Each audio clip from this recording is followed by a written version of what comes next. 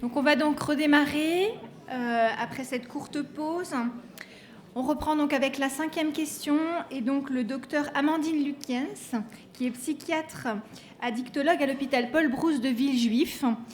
La question est: la réduction des risques et des dommages est-elle efficace et quelles sont ses limites en matière d'addiction sans produit ? Merci de m'avoir proposé de répondre à cette question. Donc effectivement, on va parler de quelque chose dont on n'a pas du tout parlé depuis ce matin. Donc j'ai le plaisir d'aborder la question des addictions sans produit ou addictions comportementales, mais je n'ai que 15 minutes pour le faire, donc ça va être assez restrictif. En fait, alors j'ai pas le... Mais il faudra peut-être que j'ai quand même la manip, non ? Non.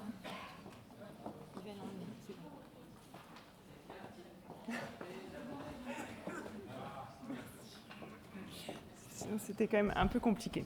Voilà, donc, en fait, parmi tous les comportements ou supports de la vie qui sont actuellement candidats pour constituer des addictions comportementales, j'ai choisi délibérément de me focaliser sur la seule addiction comportementale ou addiction sans produit qui est reconnue de façon consensuelle par la communauté scientifique internationale qui constitue l'addiction aux jeux de hasard et d'argent. Donc sur tout l'ensemble de mon propos, mes propos vont concerner la pratique des jeux de hasard et d'argent. Donc pour parler de la réduction des risques et des dommages, je vous propose d'abord de caractériser ces possibles dommages et en fait de s'appuyer sur ce travail qualitatif qui a été réalisé très récemment cette année et publié très récemment et qui s'est intéressé à caractériser l'ensemble des dommages qui peuvent être liés à la pratique des jeux de hasard et d'argent, aussi bien pour l'individu lui-même, pour ses proches, son entourage et la société tout entière.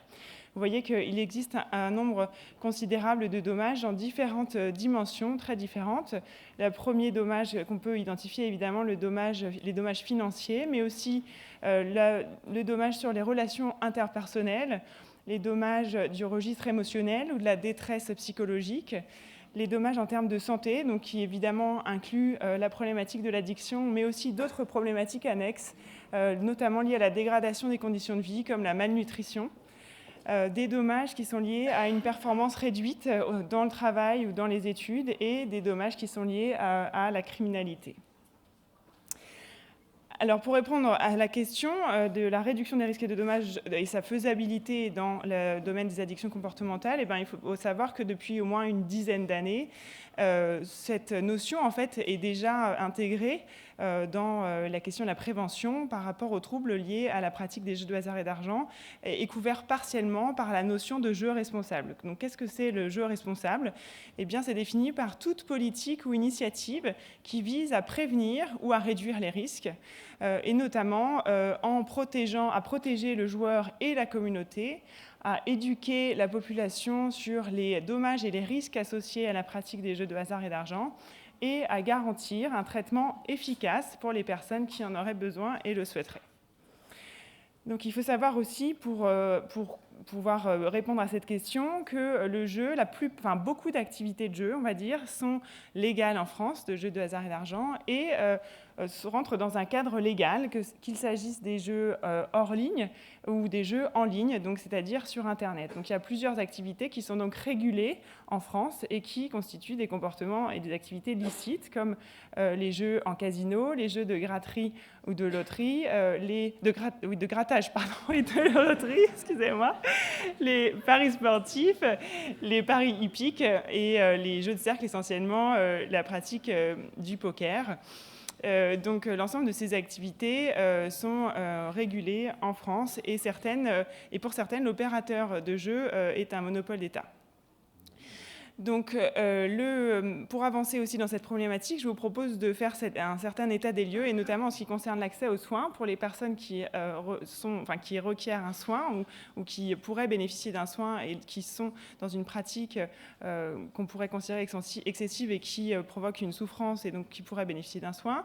Il faut savoir que seuls 10% des personnes qu'on considère avoir un jeu pathologique accèdent aux soins. On est à peu près dans les mêmes ordres d'idées que dans le trouble d'usage d'alcool, et ce, malgré des financements dédiés récemment, il est vrai, par la Direction générale de la santé pour constituer un réseau de soins en fait, et faire un maillage de soins avec des personnes ayant des compétences dédiées sur tout le territoire. Et entre autres initiatives prises par l'État, on peut nommer aussi certains services d'aide en ligne ou téléphoniques, comme le service d'aide Adalis, c'est-à-dire Jeux Info Service. Mais ce qui est très important aussi, c'est d'aborder la question de la représentation sociétale à la fois du jeu de hasard et d'argent et du jeu excessif. Et en fait, on est pris dans une double contrainte qui limite de façon considérable, et on va le voir dans la suite de cette présentation, les dispositions qu'on peut prendre qui sont du registre de réduction des risques et des dommages, parce qu'on est pris à la fois dans la banalisation de la pratique de jeux de hasard et d'argent, qui, notamment sous l'impulsion marketing et commerciale de certains opérateurs, est considérée et tend à être représentée comme une activité totalement banale et totalement anodine, comme un loisir comme un autre. Et d'un autre côté, la stigmatisation extrêmement importante des personnes qui auraient perdu le contrôle de leur pratique de jeu, et donc on appellerait des joueurs excessifs, et donc qui seraient considérés comme des personnes qui, en fait, sont totalement responsables de ce qui leur arrive, et donc pour qui on n'aurait pas besoin de faire la moindre initiative. Je parle de la représentation de la société. Alors, il existe évidemment des mesures de jeu responsables en France, et comme je vous le disais, dans de nombreux pays, des instances et des autorités garantes du jeu responsable existent et mettent en place, selon des standards internationaux, des mesures qui sont relatives à cette notion de jeu responsable. Donc en France, pour vous en citer quelques-unes, eh bien, il y a des mesures qui sont imposées, c'est-à-dire qu'on ne peut pas jouer à crédit, par exemple, c'est une des mesures. Le jeu est interdit pour les personnes mineures, qu'ils soient en ligne ou hors ligne. Et en ce qui concerne plus précisément le jeu en ligne, eh bien, les opérateurs de jeu on leur impose en fait de mettre en place des modérateurs de jeu, notamment à l'ouverture d'un compte en ligne. Donc, quand vous ouvrez un compte pour jouer en ligne, vous êtes obligé de mettre des limites de dépôt et de mise. L'opérateur doit faire apparaître le montant disponible sur le compte du joueur. Les opérateurs doivent faire un rapport annuel qui rassemble toutes leurs initiatives de jeu responsables. Et ils doivent aussi proposer aux joueurs de pouvoir s'auto-exclure de leur site s'ils le souhaitent. Alors, pour préciser aussi cette notion d'auto-exclusion, on peut s'auto-exclure par site, mais on peut demander aussi à se faire interdire de jeu, que ça soit en ligne ou hors ligne. Et hors ligne, ça concerne uniquement les jeux de casino, puisque l'ensemble des autres jeux ne sont pas soumis à une possible interdiction de jeu. Mais ce qui est vraiment très intéressant de souligner, c'est que ces interdictions de jeu sont relatives et donc dépendent du ministère de l'Intérieur. C'est-à-dire que le joueur doit prendre contact, soit appeler en général le ministère de l'Intérieur pour dire « je veux être interdit de jeu », et que je pense que cette responsabilité attribuée au ministère de l'Intérieur contribue à apporter une énorme confusion dans la représentation qu'on peut avoir du jeu excessif dans la population générale, et que c'est grandement délétère. Alors, comme je vous le disais tout à l'heure, le jeu responsable, c'est aussi proposer un traitement efficace et garantir l'accès à un traitement efficace. Et donc se pose là aussi la question de proposer à la personne qui le souhaite de réduire ou de s'abstenir d'une pratique de jeu. Et en fait, ça fait beaucoup moins débat finalement que dans d'autres domaines de l'addiction, puisque c'est largement proposé, et ce sur des notions de cohorte, donc de données en population générale, où on constate qu'en fait, il y a vraiment une grande dynamique et des passages extrêmement fréquents pour un même joueur entre des moments de jeu excessif et des moments où la pratique diminue spontanément, on va dire, sans forcément d'aide extérieure, que le patient lui-même, donc quand il s'agit d'un patient qui présenterait un jeu excessif, change extrêmement fréquemment d'objectif de soins, et surtout qu'il a été montré dans des essais cliniques, les stratégies qui aident une personne à réduire sa pratique de jeu sont aussi efficaces qu'une stratégie qui l'aide à s'arrêter complètement dans sa pratique de jeu.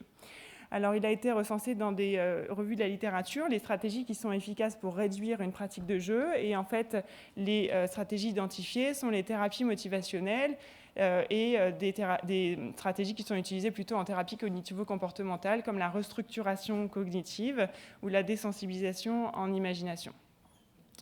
Mais je voudrais qu'on s'attarde un petit peu plus sur les limites de la réduction des risques dans le domaine de la pratique des jeux de hasard et d'argent, en répondant à ces 4 questions que je vous énonce ici, en commençant par la première. Est-ce qu'il est possible de mettre en place des accueils bas seuil pour proposer aux personnes qui jouent à des jeux de hasard et d'argent ? Donc des accueils bas seuil, ça voudrait dire aller à la rencontre des joueurs là où ils en sont, comme dans d'autres addictions avec une substance, et leur proposer éventuellement d'être dans un environnement, de garantir une sécurité autour de leur pratique des jeux. Ce qui est très important, donc comment est-ce qu'on fait pour aller à la rencontre des joueurs ? Donc c'est une question compliquée. Et bien, en fait, il y a différentes portes qui permettent d'aller à la rencontre des joueurs. Et la première porte, la plus évidente, c'est la porte de l'environnement de jeu. Et donc, quand on dit aller à la rencontre des joueurs, ça peut évidemment susciter des réticences, voire des crissements de la part des opérateurs de jeu, de la part des détaillants, de la part des joueurs, si on parle d'usagers de jeu, là aussi, avec une suspicion en fait, de surveiller ou d'intrusion ou d'immixtion dans la vie privée. Mais je pense que ce qui est utile pour répondre à cette question et pour faire alimenter ce débat, c'est de voir un peu ce qui se passe ailleurs et qu'est-ce que c'est les représentations du jeu responsable dans d'autres pays, en prenant par exemple le modèle de la Suisse. En Suisse, dans les casinos, il y a des consultations d'addictologie, dans le casino. Mais plus que ça, les employés des casinos suisses sont formés et dans leur mission doivent repérer les joueurs excessifs qui semblent être en difficulté avec leur pratique de jeu, notamment qui continueraient à jouer alors qu'il y a eu des pertes importantes. Et pourquoi est-ce que c'est comme ça ? Parce qu'en fait, ils considèrent qu'ils sont responsables de dommages qui seraient associés à une pratique et à la pratique d'une activité de jeu qu'ils proposent. En fait, c'est la même logique que de penser qu'un barman qui servirait un verre à un patient, à une personne, parce que là, du coup, c'est pas du tout un patient, à une personne qui serait visiblement alcoolisée et qui rentrerait en voiture chez lui. Donc là, vous me dites, oui, mais on parle de mort violente, c'est quelqu'un qui va avoir un accident de la route.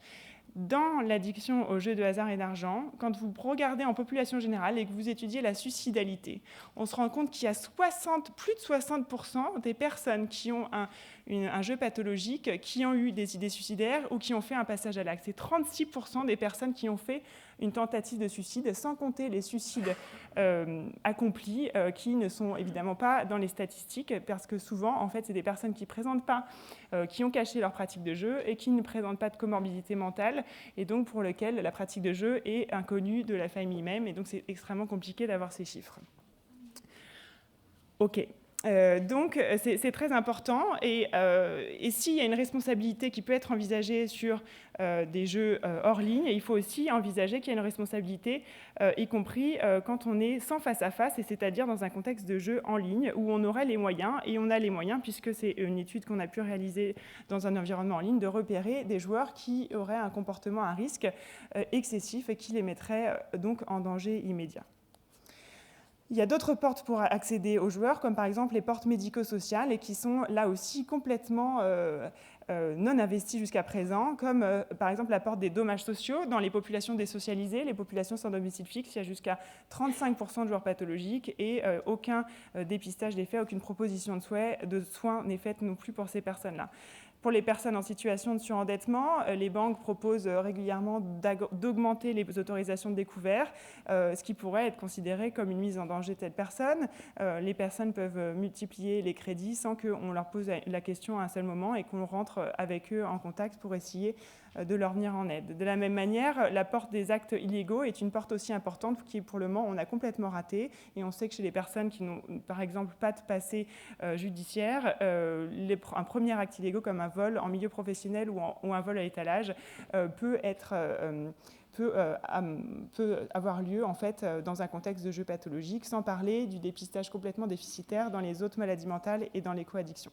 Alors pour répondre rapidement à la question suivante, est-ce que le bon sens est suffisant et efficace en matière de prévention dans le jeu pathologique? Eh bien, il faut considérer qu'il n'y a pas de bon sens en matière de prévention et qu'il faut absolument, et ça a été dit dans d'autres domaines, évaluer les modérateurs. En fait, il faudrait même complètement repenser les modérateurs, car des études très intéressantes ont montré que pour limiter les pertes, en fait, il était plus efficace de proposer un modérateur de gain.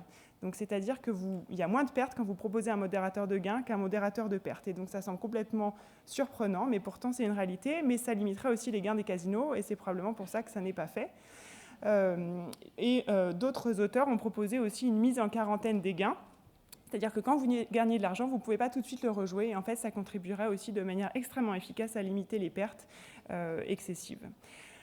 Une question aussi fondamentale est quelle est l'efficacité des interventions qu'on propose en fonction des acteurs. Et c'est extrêmement important parce que si les acteurs de prévention sont les opérateurs de jeu eux-mêmes, eh bien, on se retrouve dans des situations d'ambiguïté totale dont on ne peut pas prévenir la composante en fait, d'intervention de dimension marketing. Par exemple, vous voyez ici un prospectus qui est relatif à la prévention du risque concomitant d'une consommation d'alcool et d'une pratique de jeu. Mais quand vous regardez précisément ce qui se passe, on voit que c'est écrit que l'alcool fait perdre le sens des réalités, mais par contre, le mot qui jouxte le mot jouer, c'est le mot plaisir.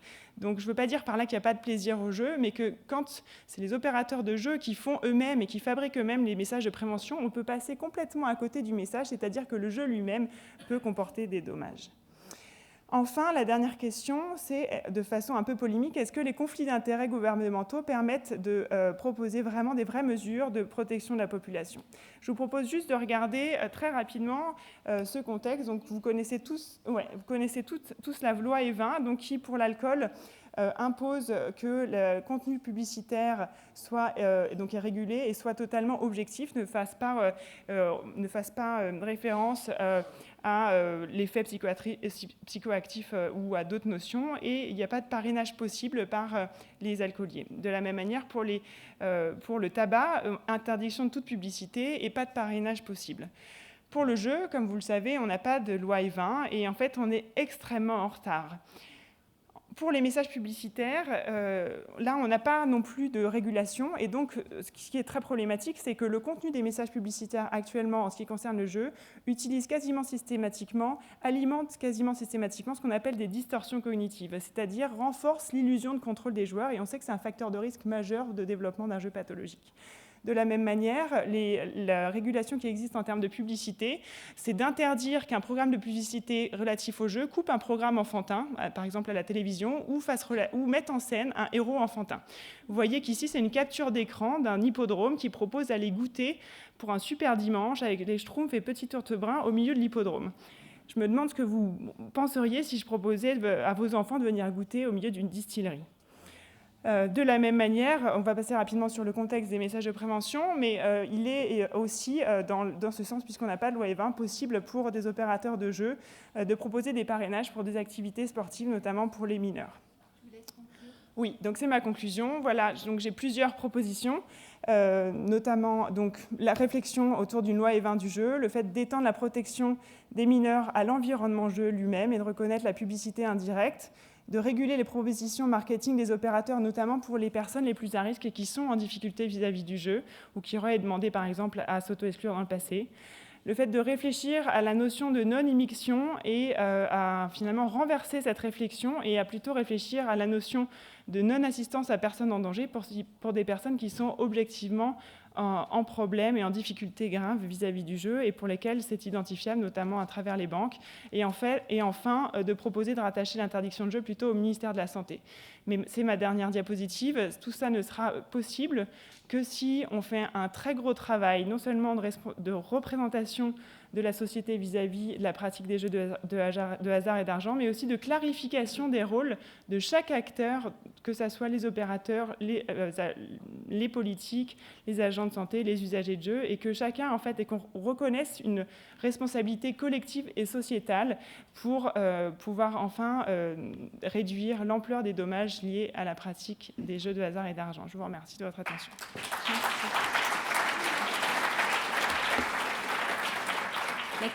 La commission d'audition a-t-elle des questions pour le docteur Lutyens?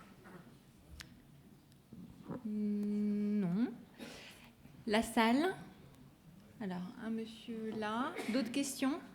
Non, pour l'instant. On vous écoute. Bonjour, Christian Benlagdar, économiste, Université de Lille 2. Merci pour cet exposé. Je me posais, alors très rapidement, mais je me posais la question, on sait que les jeux d'argent en ligne ont été légalisés, finalement en 2010, avec la création de l'autorité de régulation sur les jeux en ligne. Et j'aurais voulu savoir si vous aviez des éléments d'évaluation de cet avant-après légalisation des jeux d'argent en ligne en termes de risques, de dommages, de politique de réduction des risques. Bon, grosso modo, à savoir si le passage à la légalisation de cette offre de psychotropes particuliers avait changé, en fait. Alors, en fait, il y a deux questions, non? Non, c'est bon? Il n'y en a qu'une pour l'instant. Ok. Donc, il y a plusieurs éléments de réponse. Le premier, c'est qu'il est probablement positif d'avoir régulé le jeu, puisque ça permet au minimum de mettre en place des modérateurs, même si le fait d'avoir régulé l'offre de jeu sur les sites français et donc qui s'adresse aux joueurs français n'empêche pas, en fait, toute personne de se connecter sur un site étranger et d'être dans une activité de jeu qui, du coup, sera illicite pour l'opérateur qui la met en œuvre. Donc ça, c'est un premier élément. Et donc là où il n'y a toujours aucun modérateur de jeu. Donc en fait, ce qu'on sait dans les études récentes, c'est que les nombres de joueurs problématiques augmentent dramatiquement. Donc c'est un peu compliqué la terminologie, mais on considère que l'addiction au jeu, en gros, il y a des joueurs problématiques qui sont dans un certain niveau de risque et qu'on aurait des joueurs pathologiques avec un niveau de risque plus important et qui seraient peut-être là plus franchement dans un processus franchement addictif plus sévère. Mais bon, tout ça est encore vraiment soumis à débat. Donc ce qu'on sait, c'est que le nombre de joueurs problématiques augmente dramatiquement, mais je ne le mettrai pas en lien directement avec la régulation, mais plus avec l'expansion de la pratique en fait, simple sur Internet et du jeu sur Internet, et donc un contexte global en fait, d'utilisation majorée d'Internet qui présente un surrisque majeur de jeux problématiques indépendamment de la régulation, qui est probablement une bonne chose. D'autres questions? Donc, Dr Caméraire et Dr Magnin. On va les prendre les deux à la suite et vous répondrez ensuite. Oui, vous avez parlé de la proportion faible de joueurs pathologiques pris en charge au niveau thérapeutique. Est-ce que vous avez un commentaire supplémentaire à faire sur cette faible proportion? Est-ce que ça vous paraît quelque chose qu'il faut améliorer et si oui, de quelle façon?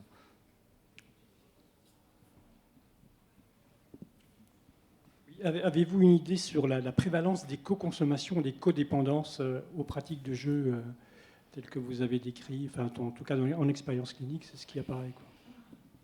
Alors, je peux répondre? Oui.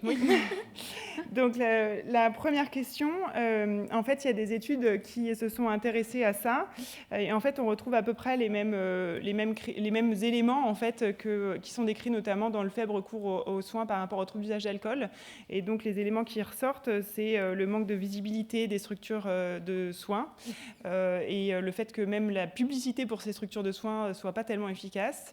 Et les deux facteurs majeurs, c'est la stigmatisation sociétale dont je vous ai parlé et l'autostigmatisation du joueur qui se considère en fait comme responsable de ce qui lui arrive, qui ne considère pas que ce qui lui arrive puisse être du registre pathologique. Donc même quand ils arrivent dans un système de soins, même dans mon bureau souvent, en fait, ils disent que ok, ils viennent chercher de l'aide, mais que ce n'est pas une maladie. Donc c'est soumis à une discussion large. On a tous des points de vue différents. En tout cas, l'autostigmatisation et la stigmatisation du trouble sont vraiment considérables dans ce trouble et peut-être encore supérieures que dans d'autres addictions. Donc c'est des critères qui sont déterminants. Par rapport à la deuxième question, juste pour préciser ça, on sait en France, et là on n'a pas de chiffre précis là-dessus, mais l'offre de soins est vraiment en train de se constituer et donc on est encore très mauvais.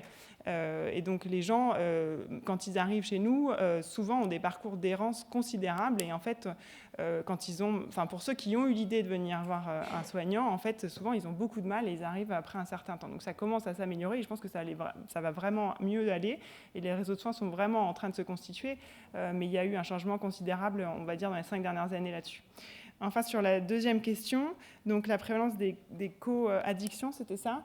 En fait, des co-consommations. Alors, j'ai plutôt des chiffres sur les co-addictions. Du coup, c'est probablement pour ça que j'ai fait ce différentiel. En fait, on sait qu'il y a en gros 60% des personnes qui ont un problème de jeu qui ont une addiction au tabac.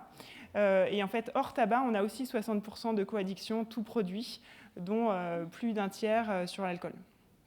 Donc c'est considérable et évidemment ça pose aussi des problèmes de santé publique, comme on sait que dans les environnements hors ligne, notamment dans les bars tabac, etc., on peut fumer du tabac, boire de l'alcool et jouer en même temps.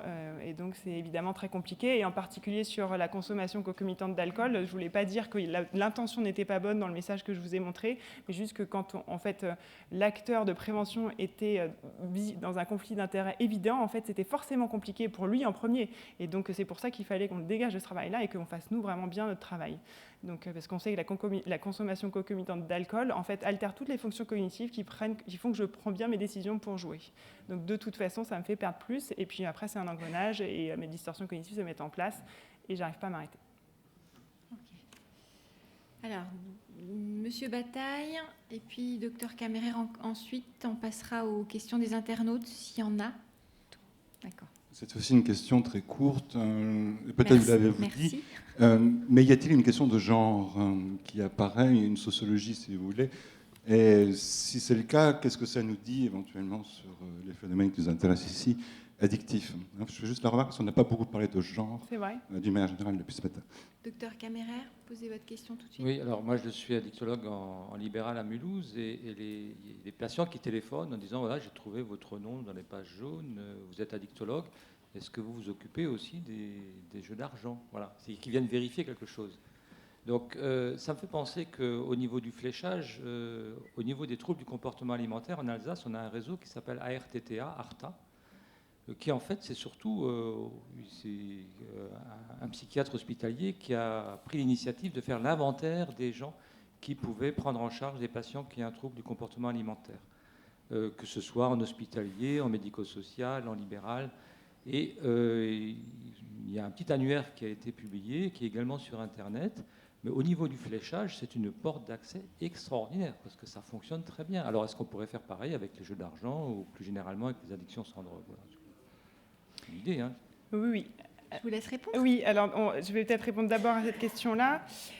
En fait, c'est probablement une très très belle initiative qui a lieu dans votre région. Au niveau national, en ce qui concerne les jeux de hasard et d'argent, il y a un réseau de soins, de prévention et de prise en charge des personnes qui présentent un jeu problématique qui existe et donc qui recense en fait sur son site les structures qui se sont manifestées et qui prennent en charge les personnes qui présentent une addiction aux jeux de hasard et d'argent. Mais en fait, il s'agit pour le moment des grosses structures et c'est pas du tout un annuaire exhaustif. Et c'est vrai que du coup, ça serait un travail très important, sachant que je vous rappelle que normalement, tous les XAPA en fait doivent être aptes à recevoir les personnes qui présentent une addiction comportementale et en premier lieu, la seule reconnue, c'est-à-dire l'addiction aux jeux de hasard et d'argent, et qu'il y a encore beaucoup, et donc c'est pas non plus une accusation, hein, beaucoup de XAPA en fait où on refuse de prendre en charge ces patients, tout simplement parce que les personnes ne se sentent pas compétentes et donc du coup préfèrent adresser ailleurs. Donc c'est pour ça aussi qu'on fait beaucoup de travail et différentes unités au niveau national font un travail aussi de formation pour que les gens se sentent plus compétents en fait en tant qu'addictologue à prendre en charge ces patients et du coup ça va se faire petit à petit. Et pour répondre à la première question, au niveau du genre, en effet, c'est une question très intéressante et je vous remercie de l'avoir soulevée. En fait, il y a un sexe ratio qui est complètement défavorable aux hommes pour l'addiction aux jeux de hasard et d'argent. Et en fait, évidemment, c'est extrêmement empreint de contexte socioculturel et de l'exposition aussi des hommes et des femmes aux jeux de hasard et d'argent qui font qu'en fait, ils sont aussi pas forcément addicts, on va dire, au même type de jeu. Par exemple, il y a plus de femmes en casino et qui sont dépendants aux jeux de grattage et plus d'hommes au PMU et aux paris sportifs. Mais bon, tout ça, évidemment, en fait, est un peu stéréotypé, mais malheureusement, la société l'est. Et probablement très mouvant aussi, et notamment à travers le jeu en ligne. Et j'ai des patientes qui sont dépendantes aux paris sportifs. Donc voilà, c'est évidemment qu'en termes statistiques, et ce n'est pas des réalités individuelles, mais c'est très empreint des habitudes socioculturelles, probablement.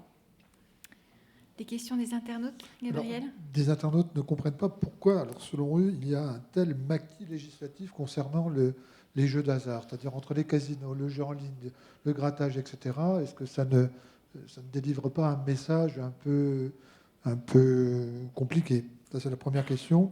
Et l'autre question, qui rebond par rapport à ce que vous disiez sur l'interdiction, proposer d'être interdit de jeu au ministère de l'Intérieur, ok, ministère de la Santé, et après, que pourrait faire le ministère de la Santé? Est-ce que c'est une porte ouverte? Et ça renvoie à la question d'Étienne tout à l'heure sur on adresse les patients à qui à ce moment-là? Alors, il y a beaucoup de questions dans ces questions, donc je remercie les internautes qui posent des questions compliquées. Donc sur le maquis administratif, si j'ai bien entendu le terme, en fait, ça a un lien probablement à l'histoire en fait de la mise en, enfin, des pratiques de jeux de hasard et d'argent en France et de leur régulation progressive. Et donc c'est vrai que c'est extrêmement compliqué parce que en fait, en fonction, qu'on soit face à un opérateur privé, un opérateur qui est un monopole d'État, etc. En fait, on n'a pas le même autorité de régulation, si c'est en ligne ou hors ligne non plus. Et c'est vrai que du coup, c'est très compliqué. Beaucoup de ces instances de régulation sont très récentes en fait et sont en train aussi de se positionner et de se coordonner et de se positionner et de construire le jeu responsable qui en fait est extrêmement récent. Il faut quand même savoir que depuis ce matin, j'avais pas entendu le mot jeu. Une fois addiction comportementale en parlant de sexe. Et en fait, avant de venir, je pensais vous dire qu'on avait 20 ans de retard. En fait, je pense qu'on en a 50. Donc c'est vraiment, enfin voilà, donc on a du boulot et en fait c'est tout ça est à l'image. En fait, mes propos ne sont accusatoires envers personne, ni même aux opérateurs de jeu. Tout ça, il vient avec l'histoire en fait, et en premier lieu nous scientifiques, avec le retard avec lequel on a pris en compte cette pathologie ou les dommages liés à cette pratique quand on n'est pas du registre de la pathologie. Et en fait, nous-mêmes, on s'est constitué aussi autour de cette surspécialité très récemment. Et en fait, on a une carence de connaissances qui se mettent en place de plus en plus rapidement et qui, je l'espère, permettront de guider aussi les politiques publiques. Et enfin, en rapport avec la question des interdits de jeu, en fait, c'est vraiment une question intéressante. Donc, j'ai soulevé cette question en particulier parce que c'est une histoire clinique en fait d'une patiente qui travaille pour le ministère de l'Intérieur et qui n'a pas voulu n'a pas voulu demander une interdiction de jeu alors que probablement elle en aurait bénéficié et elle aurait souhaité pouvoir le faire parce que elle ne savait pas exactement qui pourrait ouvrir ce fichier. Mais je pense qu'au-delà de ça, en fait, ça pose vraiment la question de la représentation qu'on a de ce type d'aide. Et donc c'est vrai que pour les patients, enfin ils n'ont pas envie d'aller voir la police pour dire qu'ils ont un problème de jeu. Et je veux dire, c'est vraiment extrêmement compréhensible. Donc l'idée de faire dépendre ce fichier du ministère de la Santé, c'est vraiment aussi pour contribuer au changement de représentation de ce trouble. Et après, qu'est-ce qu'on fait? Et en effet, c'est vrai, jusqu'à présent, à ma connaissance, et d'autant plus que ça dépend du ministère de l'Intérieur, je crois qu'on n'aborde pas du tout la question des soins, ni même la proposition des soins aux personnes qui se font interdire de jeu, enfin, sauf si quelqu'un peut m'apporter une connaissance contraire, mais je ne crois pas que ça soit le cas. Et donc c'est vrai que c'est probablement encore une autre occasion ratée, comme il y en a de nombreuses en ce qui concerne cette population. Des questions? Et juste pour rajouter ça, par rapport à l'exemple suisse, en fait, ils ont un modèle complètement différent d'interdiction. Donc, ils peuvent demander l'interdiction d'un joueur qui est excessif, en partant même des employés dont je vous parlais dans les casinos. Et en fait, c'est une interdiction. Et donc, ça pose beaucoup de questions éthiques. Et moi-même, ça m'interpelle. Et je leur ai posé des questions, enfin, certains, en leur demandant est-ce que vous ne croyez pas que c'est contre-productif? En fait, eux, ils interdisent jusqu'à ce que la personne puisse montrer qu'elle n'ait plus de problèmes financiers et qu'elle ait une consultation avec un addictologue qui est garanti qu'elle était en rémission. Donc, ça va très, très loin. Ça pose beaucoup de questions sur les libertés individuelles. Je ne dis pas que c'est ça qu'il faut faire, mais c'est vraiment pour mettre en perspective, en fait, et nous, réussir à prendre des décisions balancées où chacun prend ses responsabilités. Deux dernières questions et après on passera à la question suivante. Docteur Charbonnel. Alors, et monsieur... il en est de même des jeux d'argent que sur d'autres addictions. Ça veut dire quoi? Ça veut dire que les usagers en fait, et les joueurs travaillent aussi sur un autocontrôle et toute une série de choses comme ça. J'ai eu en fait dans la pratique à avoir des gens qui étaient vraiment des joueurs professionnels et qui globalement le soir sortaient sans papier d'identité de façon à ne pas pouvoir aller au casino. Au même titre qu'il y a des gens qui se font interdire dans tel et tel casino tel quel. Alors, la question que j'ai envie de poser, c'est est-ce que en fait, les joueurs d'argent arrivent à s'en tirer relativement facile seuls? Alors, merci pour votre question. En fait, pardon, il y a plusieurs questions. On va prendre la deuxième, docteur Charbonnel, et la dernière, et puis on vous laissera répondre. Oui, ma question s'adressait aux adolescents et aux jeux en ligne pour adolescents qui peuvent comporter éventuellement des aspects payants. Est-ce qu'il y a un lien? Est-ce qu'il y a une corrélation? Est-ce que vous avez une expérience sur cette population? Est-ce qu'elle est à risque particulier, etc.? Je vous laisse une minute. Oui. Alors pour la première question, en fait, ça me permet effectivement, je vous remercie pour cette question. Donc la question de l'aide par soi-même, on va dire peut-être, voilà. Donc ça soulève en fait plusieurs questions. Déjà, en effet, comme dans les autres addictions, en effet, il y a beaucoup de ce qu'on appelle les rémissions spontanées, où la personne a réussi à s'aider par elle-même de façon efficace. Et en effet, et c'est aussi ce que j'évoquais par le fait qu'il y ait beaucoup d'entrées et de sorties de diagnostic spontanées. Et ça, c'est très bien documenté. Il faut dire que la personne n'est pas non plus forcément seule et qu'en fait, il y a des stratégies de collaboration familiale qui peuvent être extrêmement pertinentes. Le seul bémol à ça, c'est qu'en fait, il y a aussi des études très intéressantes, notamment québécoises, qui montrent que les stratégies de collaboration avec la famille peuvent être extrêmement maltraitantes pour la famille ou pour la personne elle-même, et souvent dans les deux sens. Et donc, c'est souvent des personnes qui, en fait, pourraient bénéficier de toute façon d'un accompagnement, et c'est pour ça que nous, on milite pour avoir plus de visibilité et pour proposer une aide aux personnes, quel que soit le niveau de sévérité du trouble, parce qu'il y a des remaniements sur le système familial considérables qui nécessitent, qui pourraient, pas forcément qui nécessitent, mais qui pourraient vraiment être amélioré, je pense, avec l'aide d'un tiers. En ce qui concerne les groupes d'entraide, c'est catastrophique. En France, les joueurs anonymes ont essayé de se constituer, ont enfin déposé leur statut l'année dernière, mais il n'y a toujours pas de réunions, en fait, les réunions ont été à nouveau annulées, donc il n'y a pas, en fait, l'équivalent des alcooliques anonymes, des NA, pour les joueurs anonymes, en tout cas de façon fonctionnelle, et donc c'est probablement une catastrophe. Et pour les joueurs, les adolescents, donc en fait, en ligne, pour les sites français, donc il faut être majeur pour jouer, parce qu'on sait que les jeunes adultes, en fait, sont une population avec un surrisque extrêmement important, probablement au moins jusqu'à 25-30 ans. Après, le risque se stabilise, donc pour multiples raisons, probablement aussi pour des raisons d'impulsivité, mais très complexes, autres aussi. Cela dit, ça ne les empêche pas d'aller sur un site étranger, comme on l'a dit tout à l'heure, et on sait dans des études, notamment d'Observatoire des jeux, notamment l'étude e-enjeu, que le nombre de joueurs adolescents mineurs en ligne existe et est relativement important, et donc c'est une population à cibler et qui est particulièrement vulnérable au matraquage publicitaire que vous voyez et que j'ai encore vu dans le métro en venant ce matin, et donc qui est extrêmement problématique. Et peut-être vous faisiez aussi allusion à d'autres types de jeux, notamment des jeux vidéo, des jeux avec univers persistant, donc qui sont d'autres types de jeux que je n'ai pas abordés, qui sont, parce qu'en fait, c'est pas complètement consensuel qu'on est dans le registre addictif, et c'est pour ça, comme j'ai extrêmement peu de temps, je n'ai pas abordé ça. Et donc, c'est très compliqué de répondre en une minute à cette question. Merci, on va s'arrêter là. Merci bien.